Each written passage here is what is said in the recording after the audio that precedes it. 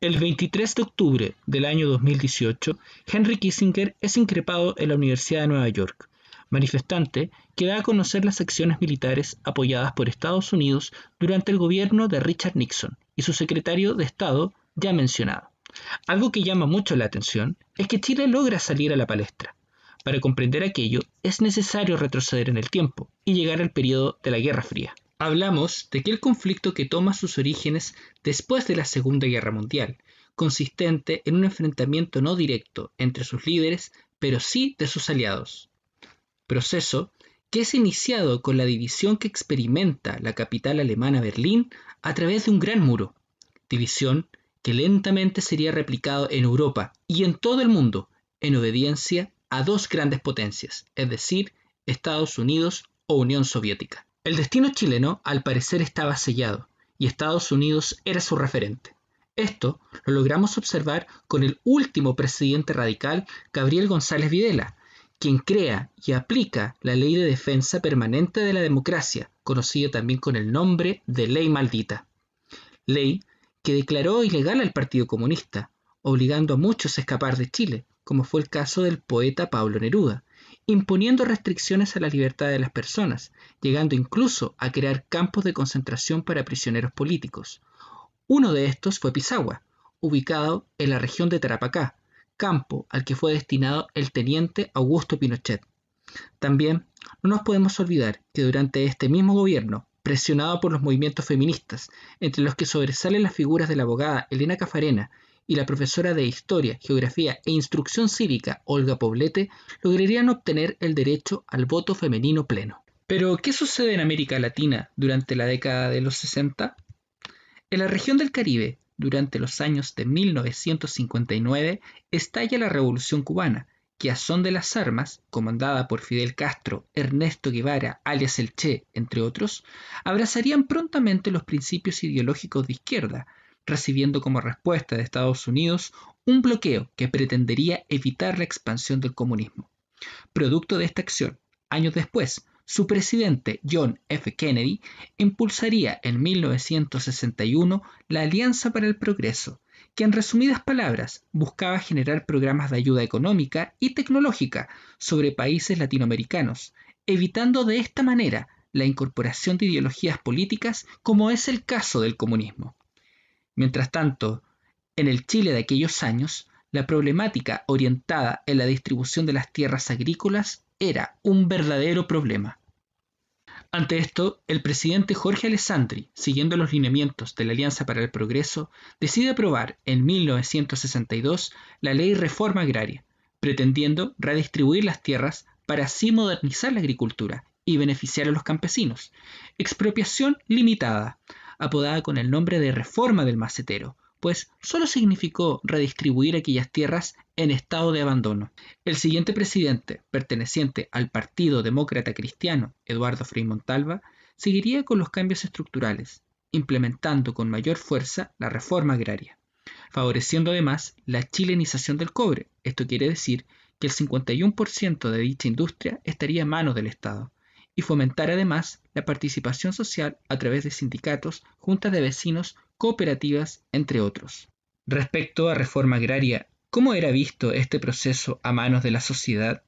Para ello recurrimos al músico y a la vez cronista Víctor Jara, cuya pieza musical titulada A desalambrar lo expresa de la siguiente manera.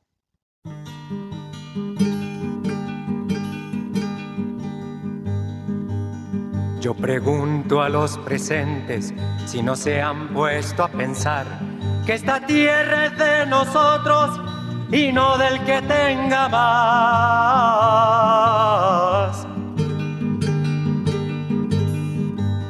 Yo pregunto si en la tierra nunca habrá pensado usted que si las manos son nuestras, es nuestro lo que nos dé. A desalambrar, que la tierra es nuestra, es tuya y de aquel, de Pedro y María, de Juan y José.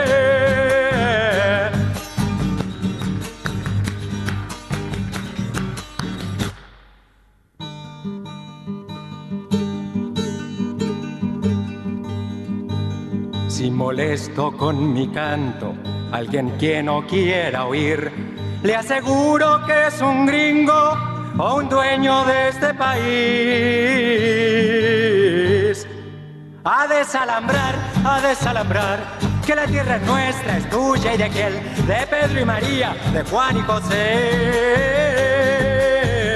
A desalambrar, que la tierra es nuestra, es tuya y de aquel, de Pedro y María, de Juan y José. Finalmente, logramos llegar a la figura de Salvador Allende, que pese a haber ganado las elecciones presidenciales bajo un estrecho margen, es decir, de un 36,2%, evidenciaba el complejo escenario en el que se desarrollaría su gobierno. Las propuestas políticas de su sector, agrupados en la Unidad Popular, es decir, una fusión de partidos de izquierda, buscaba incorporar al pueblo al poder del Estado mediante la creación de una Cámara Única, Asamblea del Pueblo, y adoptar una vía para llegar a Chile al socialismo, algo que marcó discrepancias y alarma entre otros. En cuanto a su política económica, intensificó la reforma agraria, donde se multiplicaron las tomas de los campos y con esto aumentó muchísimo la violencia entre los chilenos. Se promulgó la Ley de Nacionalización del Cobre. Gracias a esta ley, Chile pasó a ser el único dueño del cobre. La empresa que se encargaría de comercializar este mineral se llamó Codelco, fundada en los años de 1976, que significa Corporación del Cobre. Con Salvador Allende no solo el cobre pasó a manos del Estado, también se estatizaron muchas industrias y bancos. Esto significa que el Estado tomó la rienda de muchas empresas que antes eran manejadas por los particulares. El objetivo era repartir la riqueza del país de una manera más equitativa para mejorar la situación de los más pobres. Pero no es tan simple aplicar esta idea. Al poco tiempo se perdió el control y se multiplicaron las tomas no solo de los campos, sino también de las industrias. La economía colapsó y comenzaron a faltar alimentos y productos básicos. El clima de tensión se agravó con el asesinato del general Schneider, reemplazado por el general Carlos Prats, y por las acciones también de grupos extremos de izquierda, como es el caso del MIR, Movimiento de Izquierda Revolucionaria, y de derecha, Patria y Libertad. Pero a esta historia le hace falta el intervencionismo de Estados Unidos. Gracias a los trabajos del investigador Peter Comblow, es posible saber cómo la CIA buscó desestabilizar el gobierno de Salvador Allende, un gobierno socialista que logró llegar de forma democrática al poder y que fue visto como un peligro tanto por Nixon y Henry Kissinger. Ante esto, financió monetariamente a sus opositores, como es el caso de los partidos políticos, medios de comunicación y también desestabilizó económicamente a nuestro país. El 11 de septiembre de 1973, las Fuerzas Armadas y del Orden lideraron un golpe de Estado que derrocó al gobierno socialista de Salvador Allende, quien culmina finalmente suicidándose. Para algunos, este accionar fue el resultado del caos imperante, como también la única manera de evitar la consolidación de Chile a una dictadura marxista. Mientras que para otros era el resultado de grupos privilegiados que no veían con buenos ojos las múltiples medidas para acabar con las desigualdades. Tras el golpe, se instaló en el poder una junta de gobierno que instauró el estado de sitio y toque de queda. Lentamente, el poder comenzó a estar centrado en la figura de Augusto Pinochet, quien además de implementar un modelo económico neoliberal cuya principal característica es la privatización, bajo los principios ideológicos del docente de la Universidad de Chicago, Milton Friedman, favoreció el ingreso de productos importados y además permitió la exportación de productos nacionales al resto del mundo, que en este caso sería el pesquero, forestal y frutícola. Instauró una nueva constitución, que es la de 1980, cuyo principal redactor e impulsor sería el senador y a la vez docente de la Pontificia Universidad Católica, Jaime Guzmán Errázuriz. Sin embargo, en su intento de luchar contra el marxismo, se cometieron muchas violaciones a los derechos humanos. Muchos opositores del régimen militar fueron detenidos y muertos, mientras que otros fueron exiliados, es decir, condenados a vivir fuera del país. La institución creada para coordinar tales acciones represivas, con la colaboración de otros servicios de inteligencia, recibió el nombre de DINA, Dirección de Inteligencia Nacional, que operó entre los años de 1974 y 1977, para más tarde ser sustituida por otra institución cuyo nombre sería la CNI, Central Nacional de Informaciones, que operó entre los años del 77 y 1990. Violaciones de derechos humanos que ocurrieron tanto en el extranjero, como es el caso de Estados Unidos y Argentina, como también en nuestro propio territorio nacional.